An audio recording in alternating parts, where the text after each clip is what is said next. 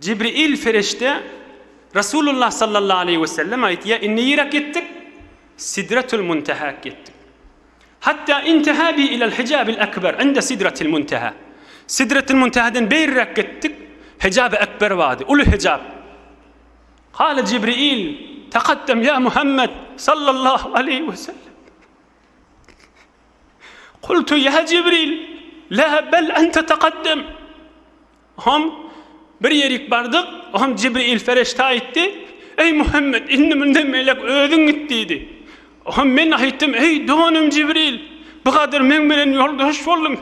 Yok seni eve geç, sen de ol yola çık geliyedin dedim. Kultu ya Cibril,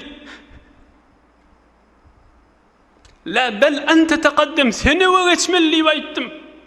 Onu Cibril aytti. Kâle ya Muhammed, لا ينبغي لأحد غيرك أن يجاوز هذا المكان وأنت أكرم على الله تعالى مني. Ey Muhammed, bundan ağırda hiç kimin ezadısı yok, geçme. Fakat sen ezadı ama ey Muhammed, mert bol git bundan ağırık deyiptir sallallahu aleyhi ve sellem. Hazreti Sa'di aleyhirrahman diye Bedu goft salar beytul haram ki ey hamile vahi berter haram چودر دوستی مخلصم یافتی انانم ز صحبت چرا تافتی بگفتا فراتر مجالم نماند بماندم که نیروی بالم نماند اگر یک سر موی برتر پرم فروغ تجلی بسوزد پرم. Hazreti Sa'di aleyhirrahman diye bir derece varanna Resulullah sallallahu aleyhi ve sellem ayette hey Cibril neme kallın dedi. Çöder dosti muhlisem yafti enanem ze sohbet çera tafti bana yoldaş bolup geliyedin inni neme nime rafiq nime ravolun inni neme kallın yür dedi. Begofta ferater mecalem neman bimandem keniruye balem neman sanat ne diptir ennam diptir gidip bilemak diptir.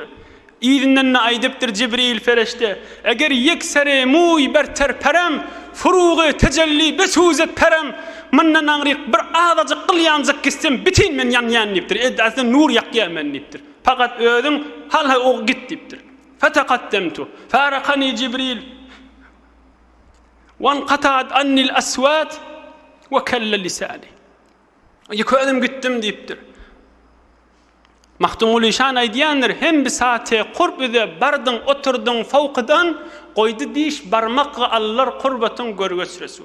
Yakaca önüm gittim yukarıya diptir. Tamam menden sesli qallı.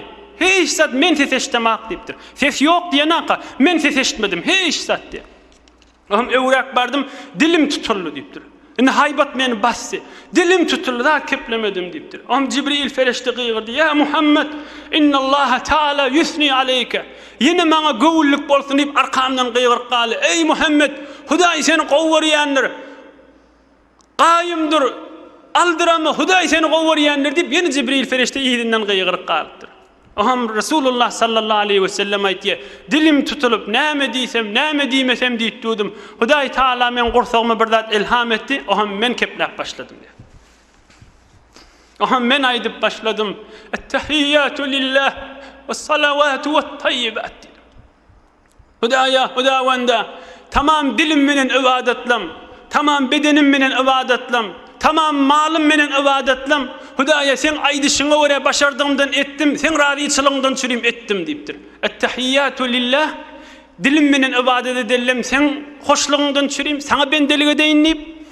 Ve salavatu, bedenim menen ibadetlimdi şeyle, ve tayyibat, malım menen, pulum menen ibadetlimdi.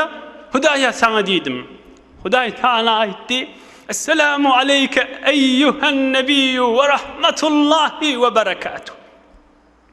Ey Resulullah, dilin ibadetini getirdin, sana men salamım olsun on beraberine.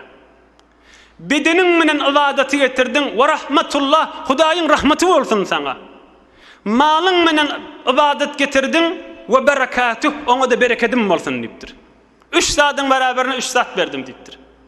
Ettehiyyatu lillah, ve salavat ve tayyibat. 3. Esselamu aleyke eyyühen nebi, ve rahmetullah ve berekatuh. Bir de 3 var.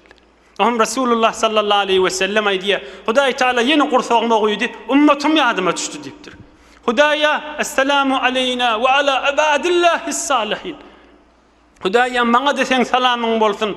Tamam salyk bendeliňe de bolsun diýipdir. Inni küweljekle de, öňkü geçelle de, tamam perişteli, yerdäki göňdäki kemmelerini. Ohammyny tamam göňdäki perişteler eşitip, bütün milyardlarca perişteler gıýgyrşyp, eşhedü en la ilahe illallah ve eşhedü enne Muhammeden abduhu ve resuluh. Hemmesi gıýgyrşyp bertdirler. Biziň iki reketde okuyan duamyz görsene. Biziň iki reketde Allah Taala bilen etýän munajatymyz görsene. Biziň iki reketin içinde Resulullah'a berýän salamymyz görsene. Biziň iki reketde oturup tamam periştelerin kelime şahadetini aýtýymyz görsene. Ey can dostlar, dünýä bilen çalyşyp boljak. Ay porda dünýä näme bolupdyr muň beraberine aýdar ýaly. Asen cennet bilen çalyşyp boljakmy şunu? Asen näme bilen çalyşyp boljak şunu? Biz her iki rekette gecewni okuyup bas Hudaý Taalaň huzuruna durup eşdiýändir namaz beýraja mümin diýip oturup meýraçda duran ýaly edip bar ruhumyz asmanly çyrp okuyup bassa oňa girtek göňe beter gürrüňden çykmaly boljakda. Oham Hudaý Taala aýtdy, inşallah 5 dagadan tamam eder.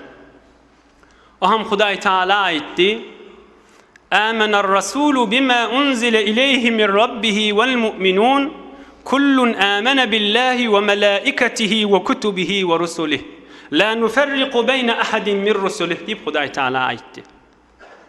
Oham aýtdy: "Sel tu'ta ya Muhammed." Ey Muhammed, dilegiň bolsa dile, näme dilesen berjek diýipdir. Am Rasulullah sallallahu aleyhi ve sellem aýdypdyr: "Gufranaka rabbana ve ileykel masir." Hudaýa senden dilegimiz biziň günämiz geçsen bolýa biz sana öwürlip barjak diýipdir. Berdim diýipdir. Oham Hudaý Taala aýdypdyr: "La yukellifullahu nefsen illa wusaha. Laha ma kasabat ve aleyha ma iktasabat." Men her kim öz ýagdaýyna görä büýrýänlerini diýipdir. Her kim gowluk etse özüne gowluk etýär diýipdir.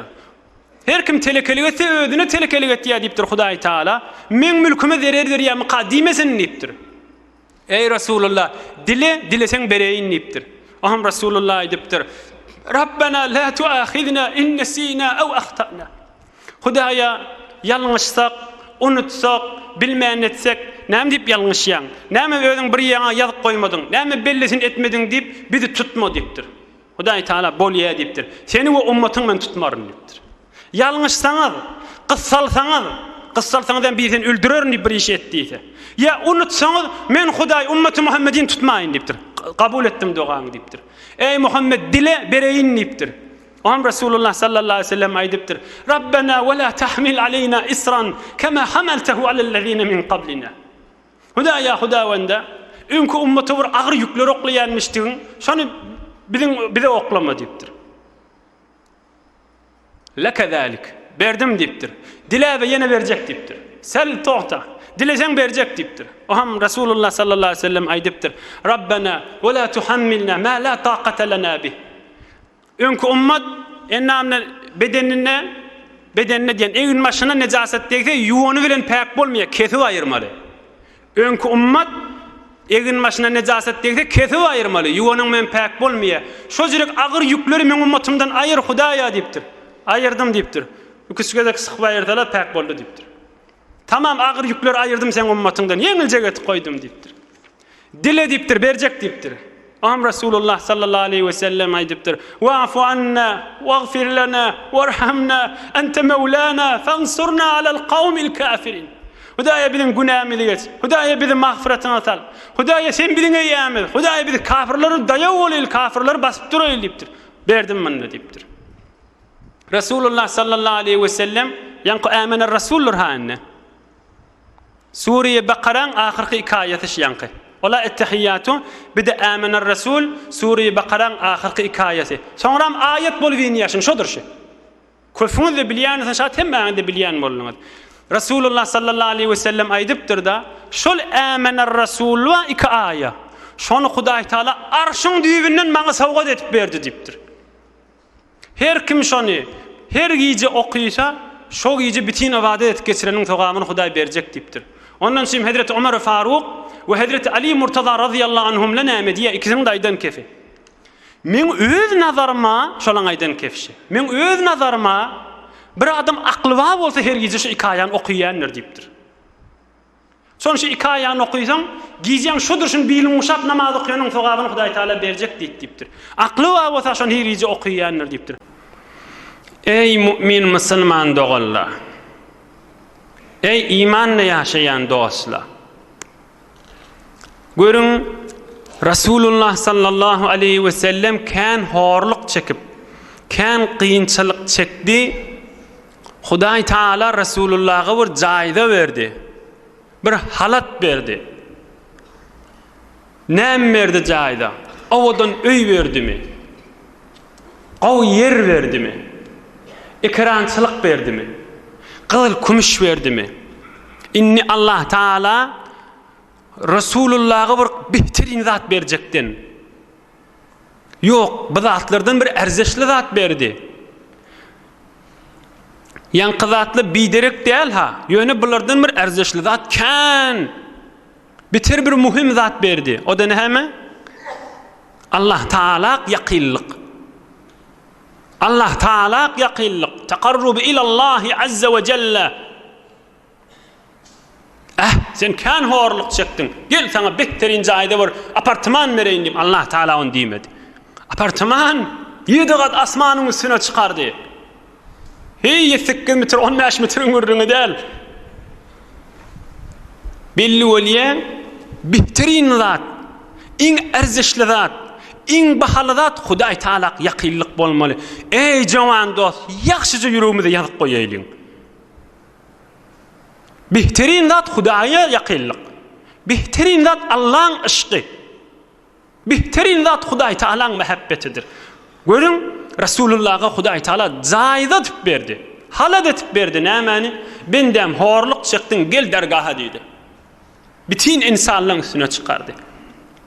Bes her kim Hudaý Taala yakilledigiçe içinin rahatlığı, aramışı, deruniyeti köfelip izzeti köfeljektir. Ol adam Hudaýa yakin bollugyça izzeti artanna onu mensen ýa başyk onu yamallap, asylyp onu yamallanymiz bilen onun izzeti kemelmeýe. Näme diýip Hudaý Taala onu izzetini artdyrypdy. Hudaý näme diýip izzetini artdyrýar? Şol Hudaýa yakinligi känilip barýar. Onu ulum millet bolup asylşanyň menen ona hiç zarar bermeýe. Ulum millet onu yamallany bilen, ulum millet ona asylany bilen zarar bermeýe.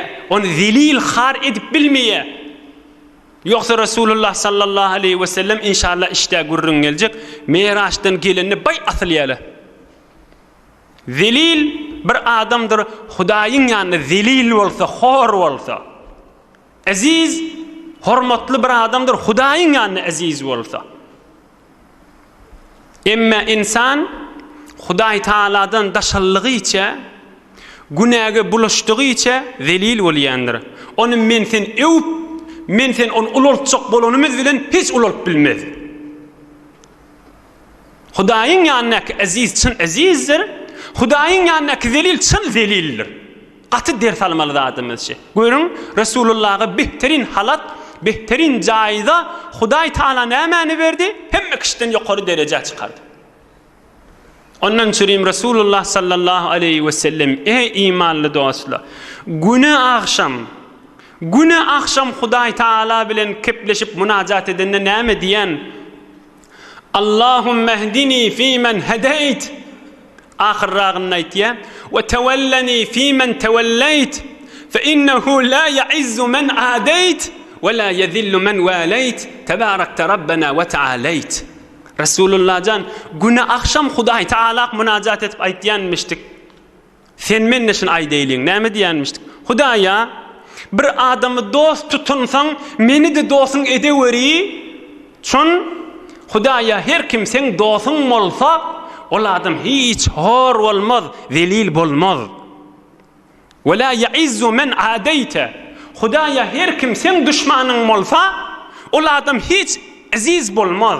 Ol adam hor bolup, zelil bolup dünýeden geçer ol adam diýip Resulullah'dan güne akşam Hudaý Taala bilen münajat edende aýtýanmışdyk. Hudaýyň ýanyna izzet tapjak bolaylyň, Hudaýa ýakynlyk tapjak bolaylyň, dünýä ahir gönülmek inhe bila deslapky almaly dersimiz. Resulullah sallallahu aleyhi ve sellemin mi'rajyndan.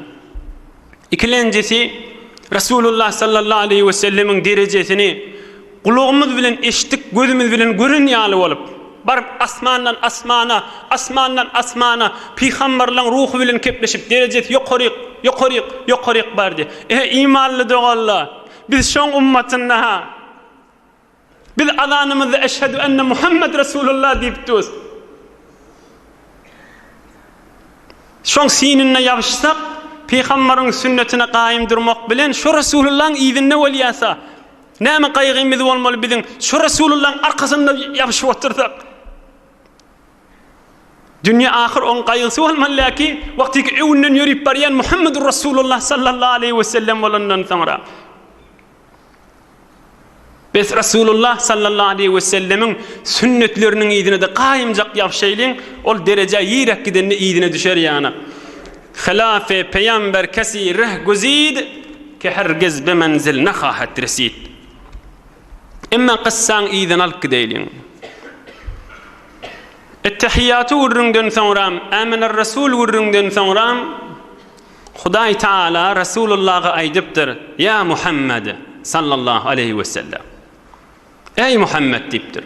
Resulullah sallallahu aleyhi ve sellem aýdypdyr: "Lebbeyk ya Rabbi." Hudaýa baş üstüne näme buyursaň diýipdir. Hel gammeke en cealtuke ahiran nebiyyin?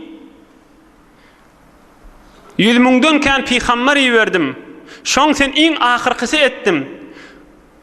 Seni tamam peýgamberliň ahyrkysy edenim, seni gam gussagy goýan däldir ha? Ey hormat näme be?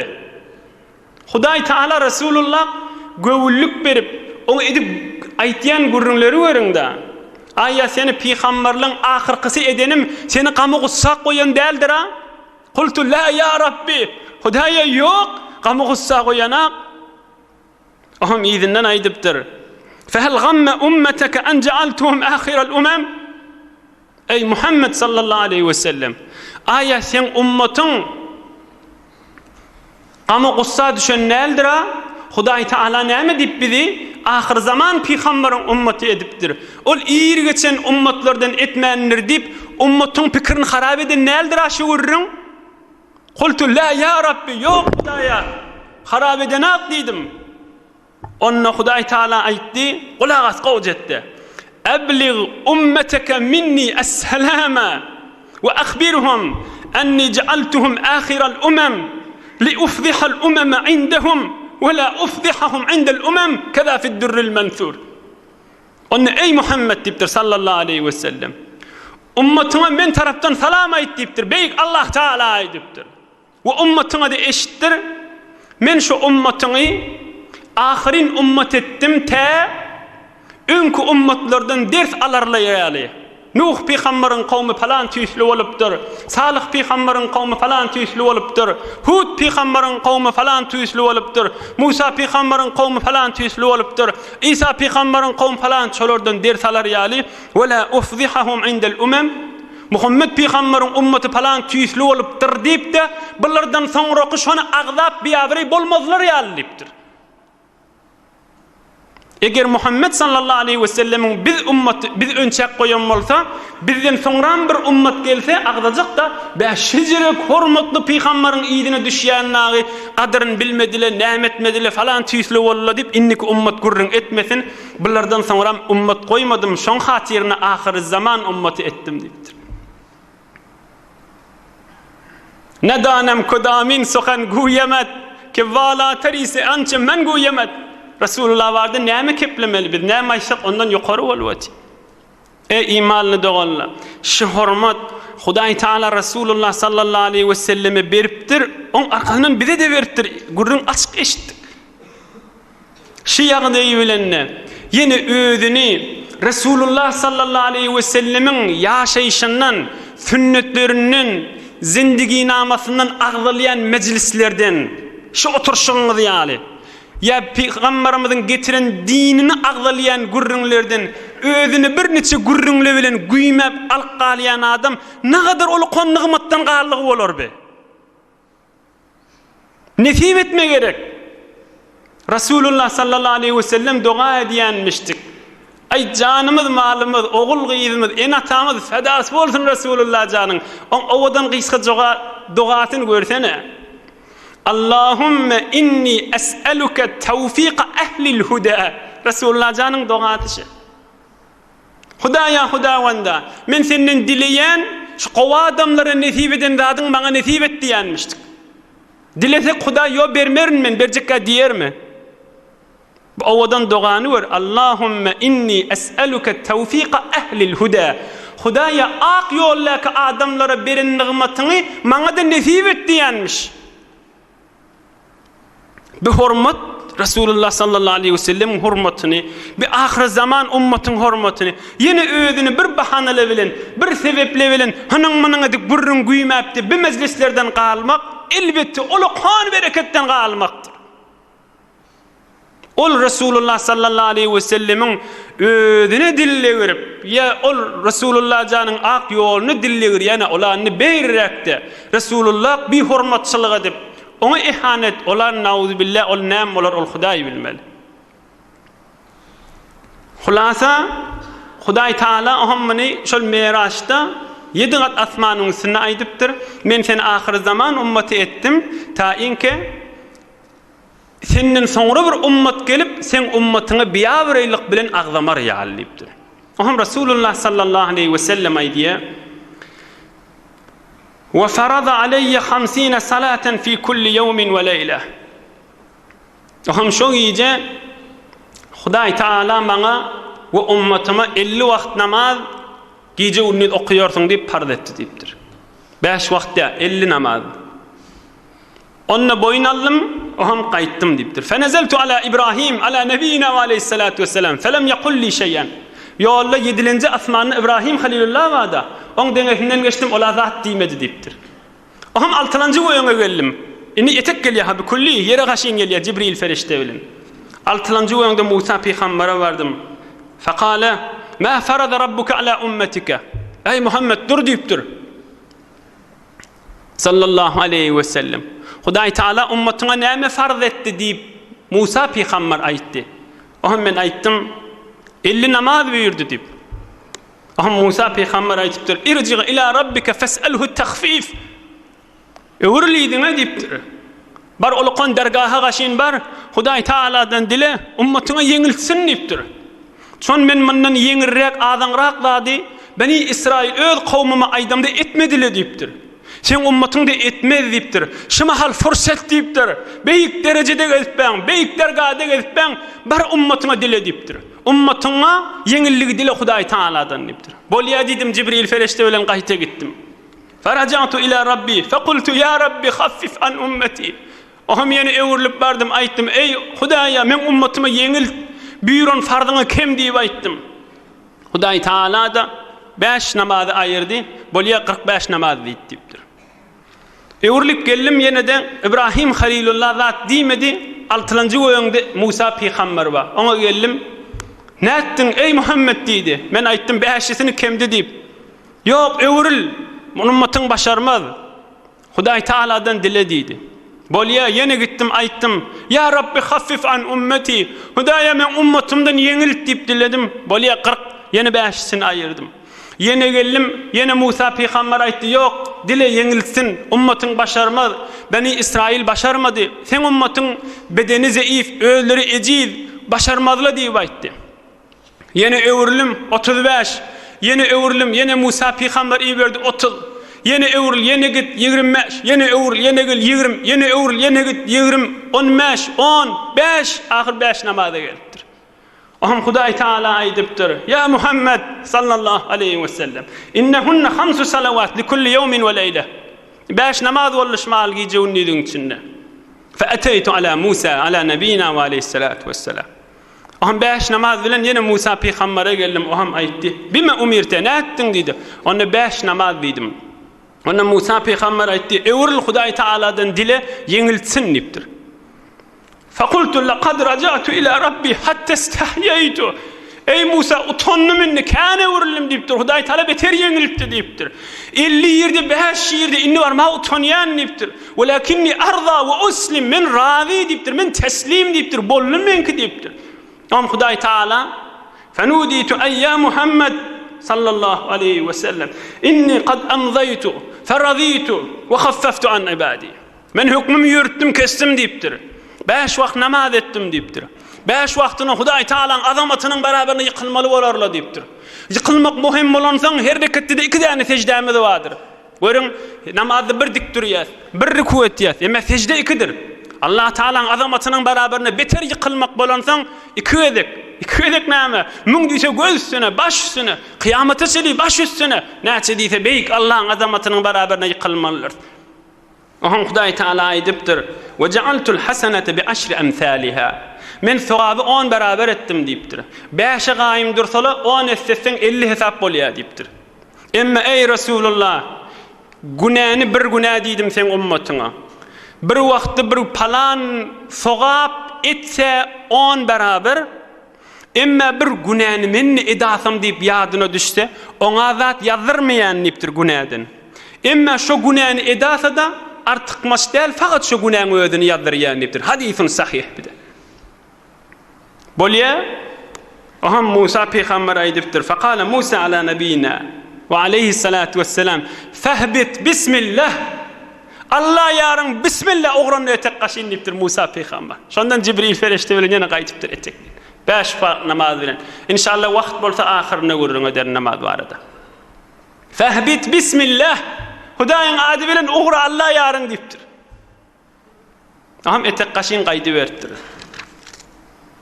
Qala sallallahu aleyhi ve sellem. Rasulullah sallallahu aleyhi ve sellem aýdýar: "Felemma nazaltu ila as-samaa'i ad-dunya nazartu ila asfala minni." Qawqula gasym. 7 gat asmanlary geçirdim, iň eteki goýuňa geldim dipdir. Biziň üstümizdäki ay gün ýyldyzyň üstündäki goýuň. فإذا أنا برهج ودخان وأصوات. Şele eteği gözledim deyipdir, görsem tüssü, tozan, qalmaqal sesi var. İň eteki goýuňda, biziň üstümizdäki goýuňda. Oham men aýtdym: "Ma hada ya Jibril?" Ey dogunum Jibril, bir ses, bir tüssü, bir tozan bilen näme deyipdir? Ummatyň üstünde, insanlyň üstünde tozan, tüssü, qalmaqal walwati. Onna ol aýdypdyr: "Hadihi şeyatin يهومون على أعين بني آدم لا يتفكرون في ملكوت السماوات والأرض ولولا ذلك لرأوا العجائب." رواه الإمام أحمد وابن ماجه. Senet liwurun. Hay bula diýipdir, şeytana meňdeş adamla diýipdir. Gowqulagasyn. Rasulullah sallallahu aleyhi ve sellem tüsse tozan ses gördü. Cibril ferişte bula näme diýipdir? Bula şeytana meňdeş adamla insanlaň gözüniň öwüne haramdat köködip, haramdat eşitdirip, haramdat güýmeşdirip, şu daşyndan aýlanyp bäle taýinki insanlar yer göýüňi özläpdi ajaipleri görüp, Hudaý Taala'nın azamatly kudretlerini görüp, imanlaryny arttyrarmarda ýaly şu aňry berdady güýmäp gözleriniň öwüne tozan goýan ýaly, gözleriniň öwüne tüsse goýan ýaly, gözlerini saflykdan, galplar daşdan görmeklikden galplaryny kör edip duran şeytanlyň işleri da diýipdir.